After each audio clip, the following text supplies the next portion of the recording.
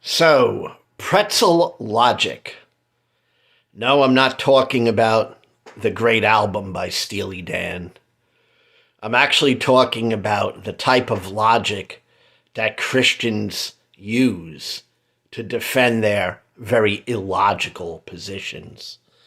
They're put in these illogical positions because they have to maintain a belief in this Bible, which oftentimes simply does not make sense. So in order to make sense of it, they have to use pretzel logic and twist everything in order to make it make sense. And here's just a couple of things that they have to use pretzel logic to explain. Number one, all right, they believe that God is eternal.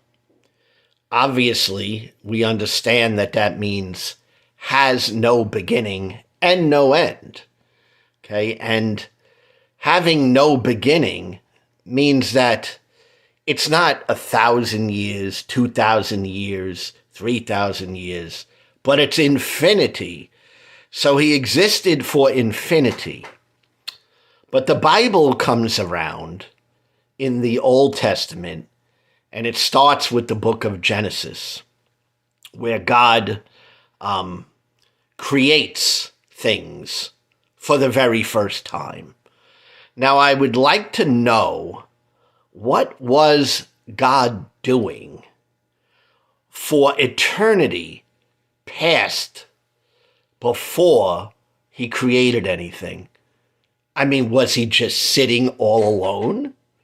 He was all alone by himself doing what? Nothing? Okay. Because there was no creation. All right. So what was God doing? Was the Father talking to the Son? Was the Son speaking to the Holy Ghost? And they just chatted for eternity? All right. It doesn't make sense that this being would be around for eternity. And at one point, many years later, in fact, eternity later, decides to do something for the first time. Makes no sense. And even in the book of Genesis, in chapter 1, we see that God created light. Okay? So chapter 1 in the beginning says that God created light. He said, "Let there be light." So are we to assume that eternity before the book of Genesis, there was no light? So was God sitting in the dark? All right, was he just being in the dark for eternity? Again, try to explain that, Christians. Let's see the pretzel logic that you have to go into to explain that. And, of course, in the book of Genesis chapter 1, all right, God said, "Let there be light" in the beginning of the chapter. And later on the fourth day, he created the stars and the sun. On the fourth day. So how in the heck was there light to be before the fourth day? All right. And how did we distinguish, or how was it distinguished that a day was a day if there was no sun?